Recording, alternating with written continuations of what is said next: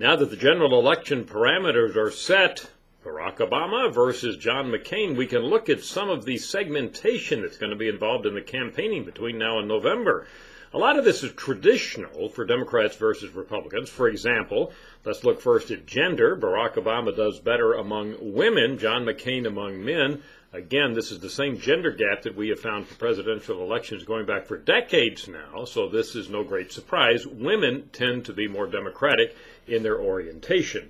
What about age? Well, here, Barack Obama has a real advantage among young voters under 30. You can see that's very significant. Among other voters, as you get older, John McCain's margin begins to increase.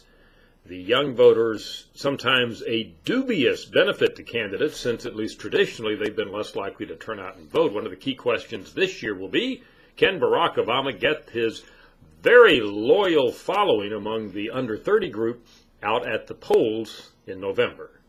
What about region? Well, Barack Obama does well on the two coasts, East and the West. He also does slightly better than McCain in the Midwest. All that is counterbalanced by a very strong John McCain/Republican strength in the South of the United States. Education, the big difference here is among Americans with postgraduate degrees. Barack Obama does very well among that highly educated group.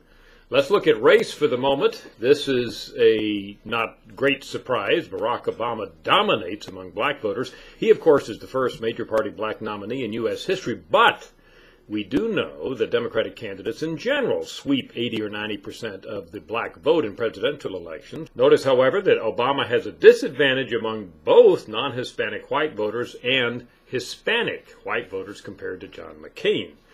That's an outline of where we stand as of today based on over 25,000 interviews conducted by Gallup in May. These things may change as the campaign dynamics unfold, and we'll be monitoring for you here at Gallup.com. I'm Dr. Frank Newport, Editor-in-Chief of the Gallup Poll.